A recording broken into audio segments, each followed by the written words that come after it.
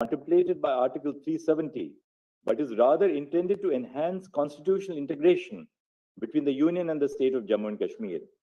Holding that the power under Article 370, Clause 3 cannot be exercised after the dissolution of the Constituent Assembly would lead to the freezing of the process of integration, contrary to the purpose of introducing the provision. And 5, if the contention of the petitioners on the interpretation of Article 370 vis-a-vis the dissolution of the Constituent Assembly is accepted, then Article 370, Clause 3 would become redundant and would lose its temporary character. The President, while deciding if the power under Article 370, Clause 3 must be exercised, determines if the special circumstances which warranted a special solution in the form of Article 370 have ceased to exist. This is a policy decision which completely falls within the realm of the executive. The court cannot sit and appeal over the decision of the President of India on whether the special circumstances which led to the arrangement under Article 370 have ceased to exist. However, the decision is not beyond the scope of judicial review. It is settled law that the exercise of executive power can be challenged on the ground of malafide. The slew of constitutional orders issued by the President under Article 371D, applying various provisions of the Constitution and applying provisions with modification, indicate that over the course of the last 70 years, the Union and the state have, through a collaborative exercise, constitutionally integrated the state of Jammu and Kashmir with the Union. This is not a case where only Articles 1 and Article 370 of the Constitution were applied to the state of Jammu and Kashmir, and suddenly, after 70 years, the entire Constitution was being made applicable. The continuous exercise of power under Article 370, Clause 1 by the President indicates that the gradual process of constitutional integration was ongoing. The declaration issued by the President in exercise of the power under Clause 3 of Article 370 is a culmination of the process of integration. Thus, we do not find that the President's exercise of power under Clause 3 of Article 370 was malafide. Having concluded that the power under Article 370, Clause 3 subsisted even after the dissolution of the Constituent Assembly, we have held that the exercise of power by the President to issue CO 273 is a valid exercise of constitutional power. The next issue is the challenge to CO 272 on the ground that the power under Article 371D cannot be issued to apply all the provisions of the Constitution to the state of Jammu and Kashmir. We have held that all provisions of the Constitution can be applied to Jammu and Kashmir through the exercise of power under Article 371D. The power under Article 371D can be used to apply one provision, more than one provision, an entire part of the Constitution, or all the provisions of the Constitution, that is the entire Constitution. The provision does not make a distinction between one or all provisions of the Constitution. Non-application of mine cannot be claimed merely because CO 272 applies all provisions of the Constitution to Jammu and Kashmir in one go. The next issue is the challenge to CO 272 on the ground that the President could not have secured the concurrence of the Union government under the second proviso to Article 371D. We hold that the President seeking the concurrence of the Union government instead of the government of the state to issue CO 272 is not invalid because, first, the effect of applying all the provisions of the Constitution to the state of Jammu and Kashmir through the exercise of power under Article 371D is the same as an exercise of power under Article 370, Clause 3, notifying that Article 370 shall cease to exist. That is, all provisions of the Constitution of India will apply to the state of Jammu and Kashmir, except for the fact that the former can be reversed while the latter, namely under Clause 3, cannot. Second, consultation and collaboration between both the units will only be necessary where the application of the provisions of the Indian Constitution to the state would require amendments to the state constitution, because the purpose of the requirements of consultation and collaboration is for the smooth functioning of governance in the state and to ensure that the provisions of the Constitution of Jammu and Kashmir are not inconsistent with the provisions of the Constitution of India. Third, since the effect of applying all the provisions of the Constitution of Jammu and Kashmir since the effect of applying all the provisions of the Constitution to Jammu and Kashmir through the exercise of the power under Article 371D is the same as issuing a notification under Article 370, Clause 3, which the President has the power to unilaterally issue. The principle of consultation and collaboration are not required to be followed. Fourth, the exercise of power is mala fide only if power was exercised with an intent to deceive. Deception can only be proved if the power which is otherwise unavailable to the authority or body is exercised, or if the power that is available is improperly exercised.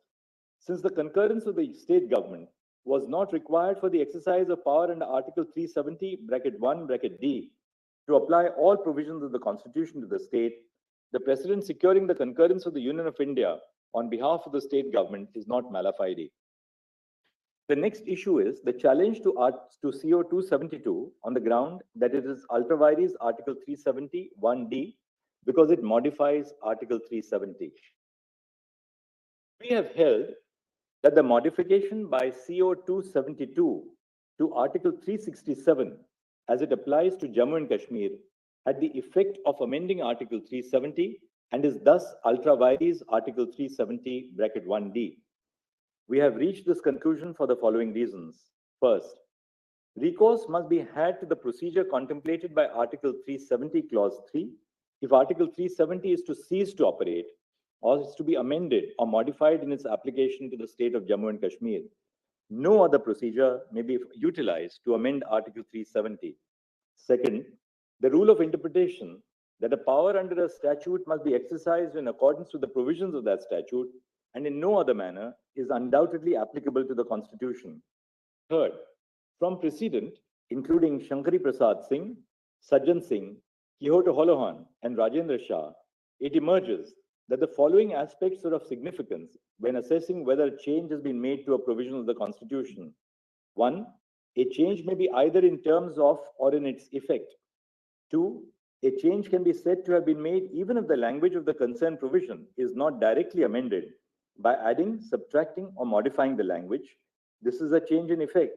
And three, if the effect of an amendment is to change a provision, such effect must be significant or appreciable. And four, the substance of a change is more important than its form. Second, an assessment of whether a constitutional order amounts to a modification and consequently whether the procedure under Article 370, Clause 1 or under Article 370, Clause 3 ought to have been followed depends on this standard. Third, the effect of a provision of law is as important as its form. While the change sought to be made by paragraph 2 of a modification or amendment of Article 367 at first blush, its effect is to amend Article 370 itself. CO 272 changes the language to the proviso to Article 370, Clause 3 in two ways. First, it changes the recommending body from the Constituent Assembly to the Legislative Assembly. And second, it makes a new arrangement at variance with that specific Constituent Assembly. Both these changes are not insignificant because they modify the essential character of the proviso by substituting a particular type or kind of body with another type or kind entirely. Fourth, while the interpretation clause, namely Article 367, can be used to define or give meaning to particular terms, it cannot be deployed to amend a provision by bypassing the specific procedure laid down for its amendment. This would defeat the purpose of having a procedure for making an amendment to the Constitution of India. Fifth, the consequence of permitting amendments through the circuitous manner would be disastrous. Many provisions of the Constitution would be susceptible to amendments which evade the procedure stipulated by Article 368 or other provisions. Sixth, the previous constitutional orders which modified Article 370 through Article 367 were clarificatory and consequential. They did not have the effect of amending Article 370. We have therefore held as ultra vires the amendments which were made to Article 370, Clause 3 by taking recourse to Article 367. G, the status of the Constitution of Jammu and Kashmir.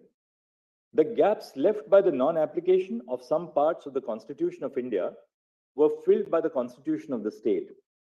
After the abrogation of Article 370, as it stood before the issuance of CO 272 and CO 273, and the application of the entirety of the Constitution of India to the state, the Constitution of the state does not fulfill any purpose or serve any function. Hence, the implicit but necessary consequence of the application of the Constitution of India in its entirety to the state of Jammu and Kashmir is that the Constitution of the state is inoperative. On the validity of Parliament's exercise of power under the first proviso to Article 3, this is what we have said. A five-judge bench of this court in Babulal Parate held that the views expressed by the legislature of the state under the proviso to Article 3 are not binding on Parliament. If the views of the state legislature were binding on Parliament, which is not the case, there would be scope for debate on whether Parliament, in exercise of its powers under Article 356(1)(b), could have substituted its views for the views of the Legislative Assembly of the state. However, the views of the legislature of the state are not binding on Parliament in terms of the first proviso to Article 3. The views of the legislature of the state under the first proviso to Article 3 are recommendatory to begin with. Thus, Parliament's exercise of power under the first proviso to Article 3 is valid and not mala fide. The next issue is on the validity of the suspension of the second proviso to Article 3 as applicable to Jammu and Kashmir. When the reorganization bill was introduced, that is on 5 August 2019, the second proviso to Article 3 as it applied to the state of Jammu and Kashmir ceased to exist because of CO 272. Thus, the issue of whether the second proviso to Article 3 could have been suspended in exercise of the power under Article 356(1)(c) does not survive. The next issue is the validity of the Jammu and Kashmir Reorganization Act 2019. The Solicitor General, appearing for the Union of India, submitted that statehood will be restored to Jammu and Kashmir and that its status as a union territory is temporary. The Solicitor General submitted that the status of the Union Territory of Ladakh will not be affected by the restoration of statehood to Jammu and Kashmir. In view of the submission made by the Solicitor General that statehood would be restored of Jammu and Kashmir, we do not find it necessary to determine whether the reorganization of the state of Jammu and Kashmir into two union territories of Ladakh and Jammu and Kashmir is permissible under Article 3. The status of Ladakh as a union territory is upheld because Article 3A, read with explanation 1, permits forming a union territory by separation of a territory from any state. This court is alive to the security concerns in the territory. Direct elections to the legislative assemblies, which is one of the paramount features of representative democracy in India, cannot be put on hold until statehood is restored. We direct that steps shall be taken by the Election Commission of India to conduct elections to the Legislative Assembly of Jammu and Kashmir, constituted under Section 14 of the Reorganization Act by 30 September 2024. Restoration of statehood shall take place at the earliest and as soon as possible. The question of whether Parliament can extinguish the character of statehood by converting a state into one or more union territories in exercise of power under Article 3 is left open.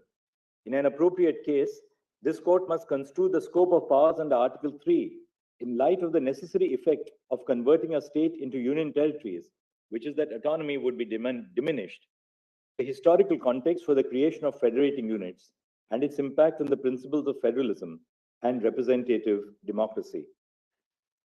In view of the above discussion, the following are the conclusions. A. The state of Jammu and Kashmir does not retain any element of sovereignty after the execution of the instrument of accession and the issuance of the proclamation dated 25 November 1949, by which the Constitution of India was adopted. The state of Jammu and Kashmir does not have internal sovereignty, which is distinguishable from the powers and privileges enjoyed by other states in the country. Article 370 was a feature of asymmetric federalism and not sovereignty. B. The petitioners did not challenge the issuance of the proclamations under Section 92 of the Jammu and Kashmir Constitution and Article 356 of the Indian Constitution until the special status of Jammu and Kashmir was abrogated.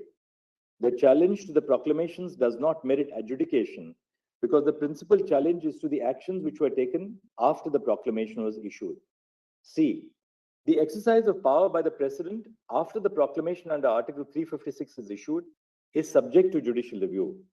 The exercise of power by the President must have a reasonable nexus with the object of the proclamation. The person challenging the exercise of power must prima facie establish that it is a mala fide or extraneous exercise of power. Once a prima facie case is made, the onus shifts to the Union to justify the exercise of such power. D. The power of Parliament under Article 356(1)(b) to exercise the powers of the legislature of the state cannot be restricted to lawmaking power, thereby excluding non-lawmaking power of the legislature of the state. Such an interpretation would amount to reading in a limitation into the provision contrary to the text of the article. E. It can be garnered from the historical context for the inclusion of Article 370 and the placement of Article 370 in Part 21 of the Constitution that it is a temporary provision. F. The power under Article 370, Clause 3 did not cease to exist upon the dissolution of the Constituent Assembly of Jammu and Kashmir. When the Constituent Assembly was dissolved, only the transitional power recognized in the proviso to Article 370, Clause 3, which empowered the Constituent Assembly to make its recommendations, ceased to exist. It did not affect the power held by the President under Article 370, Clause 3. G. Article 370 cannot be amended by exercise of power under Article 370(1)(d).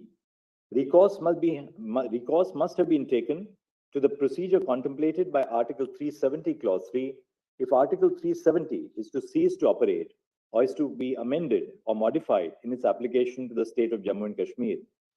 Paragraph 2 of CO 272, by which Article 370 was amended through Article 367, is ultra vires Article 370, Clause 1, Clause D, because it modifies Article 370 in effect without following the procedure prescribed to modify Article 370. An interpretation clause cannot be used to bypass the procedure laid down for amendment. H. The exercise of power by the President under Article 370(1)(d) to issue CO 272 is not mala fide. The President, in exercise of power under Article 370, Clause 3, can unilaterally issue a notification that Article 370 ceases to exist. The President did not have to secure the concurrence of the government of the state or union or the union government acting on behalf of the state government under the second proviso to Article 370(1)(d), while applying all the provisions of the Constitution to Jammu and Kashmir, because such an exercise of power has the same effect as an exercise of power under Clause 3 of Article 370, for which the concurrence or collaboration with the state government was not required. I. Paragraph 2 of CO 272 issued by the President in exercise of power under Article 370(1)(d), applying all the provisions of the Constitution of India to the state of Jammu and Kashmir is valid. Such an exercise of power is not mala fide, merely because all the provisions were applied together without following a piecemeal approach. J. The President had the power to issue a notification declaring that Article 370, Clause 3 ceases to operate without the recommendation of the Constituent Assembly. The continuous exercise of power under Article 370, Clause 1 by the President indicates that the gradual process of constitutional integration was ongoing. The declaration issued by the President under Article 370, Clause 3 is the culmination of the process of integration and as such is a valid exercise of power. Thus, CO 273 is valid. K. The Constitution of India is a complete code for constitutional governance.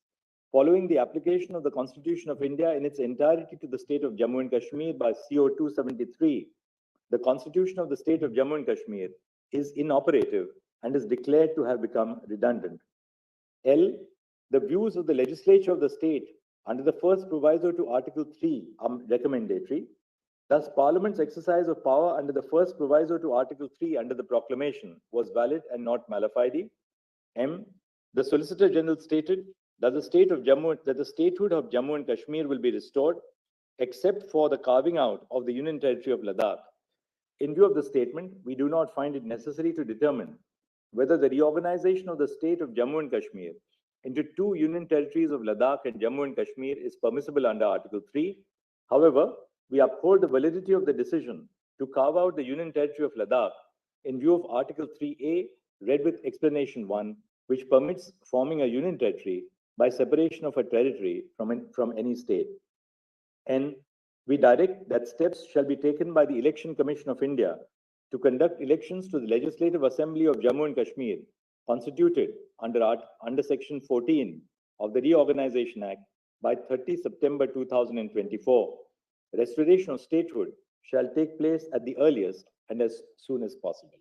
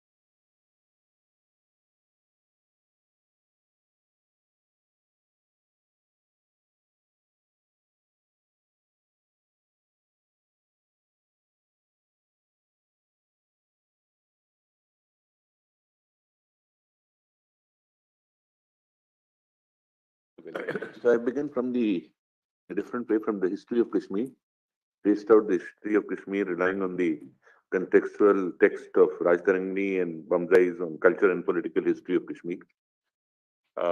Thereafter, I proceeded to analyze the circumstances in which Jammu and Kashmir Constitution Act of 1939 came into being, and then considered the submissions under different heads. Read out my conclusion. More or less, the conclusions are same, except in one of the aspects of Premnath Kaul's case, I have taken a slightly different route. That's all. So, the relationship between Union and State of Jammu and Kashmir, the concept of internal sovereignty after the IO. I am of the view that this question has been decided by the coordinate bench of this court in Premnath Kaul that the state did not lose all semblance of its internal sovereignty, which would include deciding upon the form of the government of the state upon signing of the IO. The distinguishing feature as compared to the other states was that a slightly different path was followed for the accession of state of Jammu and Kashmir by recognizing the Constituent Assembly to be formed for the state. The route of assimilation of state of Jammu and Kashmir was through Article 370. Then I've heard that I've taken note of the various factors such as Article 370's historical context in the text and subsequent practice to conclude that Article 370 was intended to be a temporary provision. As a corollary, there was a mechanism to bring the whole arrangement to an end. The effect of the power under Article 373, once exercised, would be that the article shall cease to be operative. In other words, the mechanism was meant to de-recognize the state's internal sovereignty. Thus, the exercise of power under Article 373 meant that for purposes of the Constitution of India, only the Constitution of India would apply to the Jammu and Kashmir and not any other constitution, that is the Constitution of Jammu and Kashmir. The purpose, then on Article 373, I have said, the purpose of the Constituent Assembly was to draft a constitution for the governance of the state.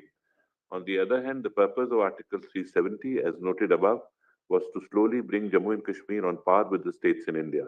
It can hardly be contended that the second and in some ways a larger purpose would be effected by the fulfillment of the first. The second purpose remained an ongoing exercise long after the State Constituent Assembly was dissolved. Thus, the conditionality in Article 373 of the requirement of a recommendation from Constituent Assembly cannot be read in the manner as to make the reference to the larger intention of the provision redundant. B. The next question is to determine what process is to be followed by the President to exercise the power under Article 373. The President can exercise this power under subclause 3 without a recommendation from the Jammu and Kashmir Constituent Assembly. When the Constituent Assembly ceased to exist, only the power of the Constituent Assembly to make the recommendation ceased to exist. That is, the proviso to Article 370 became otious. The main provision, which is the President's power to issue a declaration, continues to exist.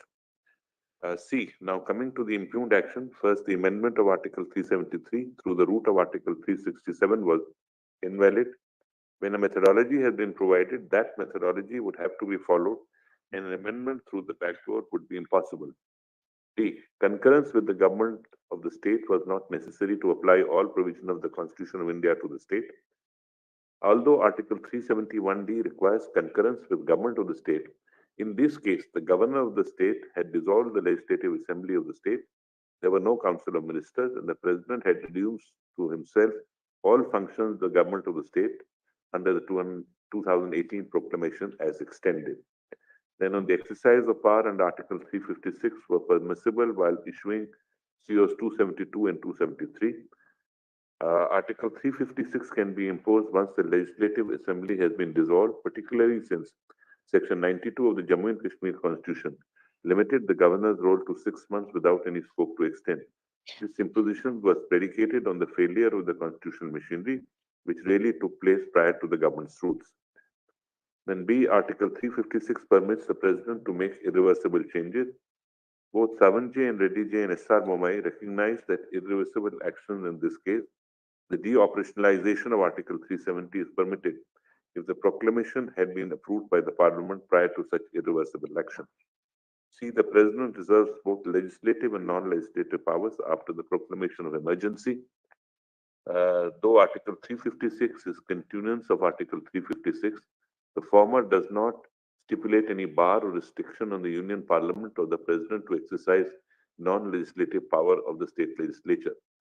And I've dealt with the challenge to Section 3 and 4 of the Jammu and Kashmir Reorganization Act. A, the challenge to Section 3 of the Jammu and Kashmir Reorganization Act on the touchstone of Article 3 is not required to be debated on account of the assurance on behalf of the Government of India that statehood of Jammu and Kashmir would be restored on elections being held. B, it is imperative to ascertain the views of the state legislature under the first proviso to Article 3 if the proposed bill affects the area, boundaries, or name of the state. However, in the instance case, since state of Jammu and Kashmir was under President's rule and the state legislature was already dissolved, the functions of the state legislature were performed by the Union Parliament. Hence, it was not possible to ascertain the views of the state legislature. It follows that Section 3 of the Reorganization Act is valid. I have penned down an epilogue at the end of the judgment, maybe some sentiments involved. The Valley of Kashmir carries a historical burden. It has a social context. Thus, in involving constitutional status of the region, it is difficult to segregate the aforesaid. We, the people of Jammu and Kashmir, are at the heart of the debate. They have carried the burden of victims of conflict for several decades, originating from 1947 with the invasion of the Valley. Intervening political circumstances did not permit a redressal to the fullest extent of the invasion. The consequences remain in terms of parts of Kashmir being occupied by other countries. The second round of insurgency holds its origin to the latter part of 1980s. There were troubled situation at the ground level, which was apparently not redressed. It culminated in the migration of one part of the population of the state in 1989-90. It is something that our country has had to live with, and without any redressal for the people who had to leave their homes and hearth. It was not a voluntary migration. The situation became so aggravated that the very integrity and sovereignty of our country was endangered, and the army had to be called in. Armies are meant to fight battles with enemies of the state and not really to control the law and order situation within the state. But then these were peculiar times. The entry of the army created its own ground realities in their endeavor to preserve the integrity of the state and the nation against foreign incursions. The men, women, and children of the state have paid a heavy price.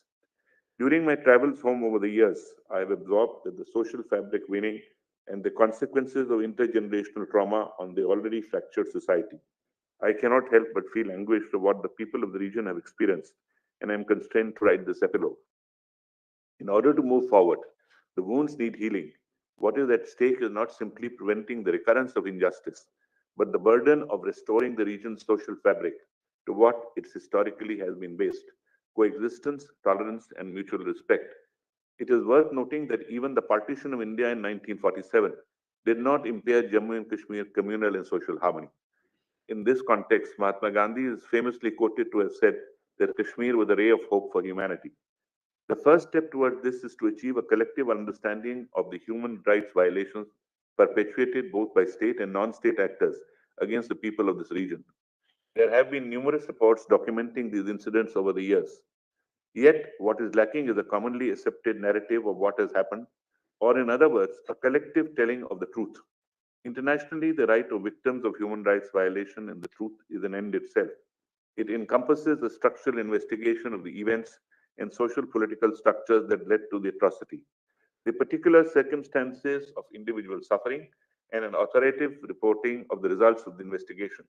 Additionally, truth telling provides an opportunity for victims to narrate their stories, which facilitates an acknowledgement from those responsible for perpetuating the wrong and from the society as a whole. This paves the way for reconciliation. While there are different ways of achieving these objectives, Truth and Reconciliation Commissions have been particularly effective globally. South Africa Truth and Reconciliation Commission was set up to investigate human rights violations perpetuated during the period of apartheid regime. It served as a mean of reckoning or a catharsis for victims and fostered peace building. Reflecting on its success, Albie Sachs J. noticed, as a result of the TRC, the private sorrow and grief of tens of thousands was publicly acknowledged to an embracing and personalized way. Another form of acknowledgement emerged from perpetrators themselves. They had to come forward openly in front of the television cameras, owning up their crimes. Finally, there was acknowledgement by the whole country that these things have happened and can happen again, that we needed to fit all these facts together in some kind of significant pattern, which would enable us to understand their genesis and do what we could do to minimize any possibility of their reoccurrence. In the past, calls for setting up of Truth and Reconciliation Commissions have also been echoed by different sections of the valley. In view of the inroads made globally and indigenous requests for truth and reconciliation, I recommend the setting up of an impartial Truth and Reconciliation Commission. The Commission will investigate and report on the violation of human rights both by the state and non-state actors perpetrated in the Jammu and Kashmir at least since 1980s and recommend measures for reconciliation. The Commission should be set up expeditiously before memory escapes. The exercise should be time-bound. There is already an entire generation of youth that has grown up with a feeling of distrust, and it is to them that we owe the greatest day of reparation. At the same time, considering the significance of the matter and under sensitivities involved, it is my view that it is for the government to devise the manner in which it should be set up and to determine the best way forward for the Commission. I am alive to the challenges of recommending of the setting up of the Truth and Reconciliation is beyond the realm of the court. However, I am of the view that transitional justice and its constituents are facets of transformative constitutionalism. Globally, constitutionalism has evolved to encompass the responsibility of both state and non-state actors with respect to human rights violations. This includes the duty to take reasonable steps to carry out investigation of violation. It is this context that the proposed Truth and Reconciliation Commission accords with constitutionalism. Our constitution is no different and is designed to ensure that courts offer justice in situations where fundamental rights have been violated. In doing justice historically, our courts have been sensitive to the social demands of our polity and have offered flexible remedies. In Vishaka and others versus the state of Rajasthan, this court issued guidelines to address the workplace sexual harassment in the absence of an enacted law, which operated until the parliament enacted the Sexual Harassment of Women Act.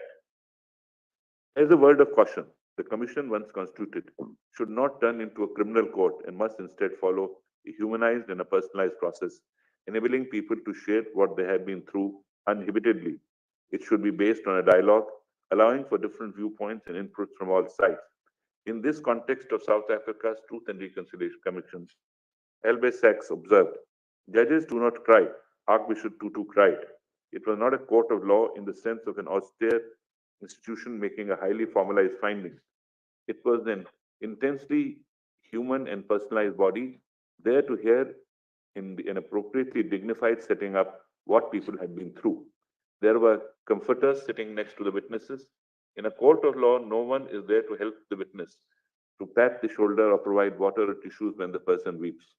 Frequently, the sessions would start with a song in a beautiful African harmony, intended to give a sense of encouragement and support to everybody present. Or it could begin with prayers, and therefore, people spoke and spoke in all regions and in all languages of the country. The testimony was televised, and thus the nation became witness to what has happened and heard the stories directly from the mouths of persons concerned.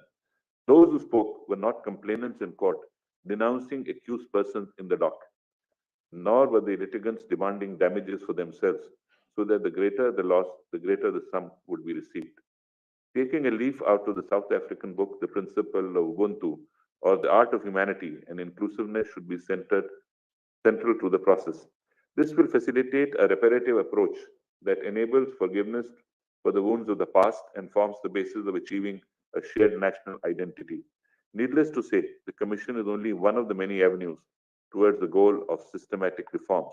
It is my sincere hope that much will be achieved when Kashmir opens their hearts to embracing the past and facilitating the people who were compelled to migrate to come back with dignity. Whatever has been, but the future is ours to see.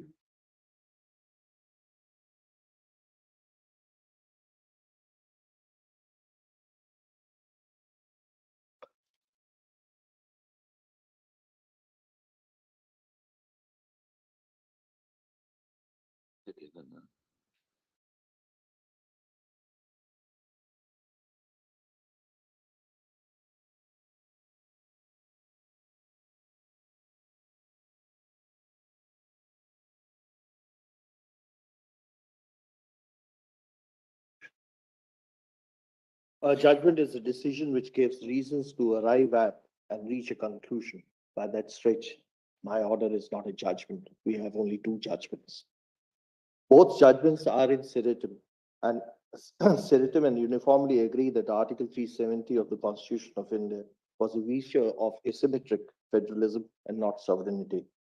Article 370 was enacted as a temporary provision and did not have a permanent character. The abrogation of Article 370 does not negate the federal structure, as citizens living in Jammu and Kashmir do and will enjoy the same status and rights as given to citizens residing in other parts of the country. Paragraph 2 of CO 272, by which Article 370 was amended by taking recourse to Article 367, is ultra-virus and bad in law, albeit it can be sustained in view of corresponding power under Article 371D. More importantly, Article 370 has been made inoperative in terms of Clause 3 to Article 370. Lastly, CO 373 is valid. I have agreed with what Justice Chandrachud has said, Chief Justice has said with regard to Article 356 of the Constitution of India. I have also made reference to Rameshwar Prasad and others versus Union of India and others, with which I respectfully agree. I also agree with the conclusions recorded by Dr. G.Y. Chandrachud, taking record of the statement made on behalf of the Union of India for restoration of the statehood of Union Territory of Jammu and Kashmir while upholding creation of Union Territory of Ladakh. Then I have agreed with Justice Kaul with regard to interpretation on Article 370, Clause 3.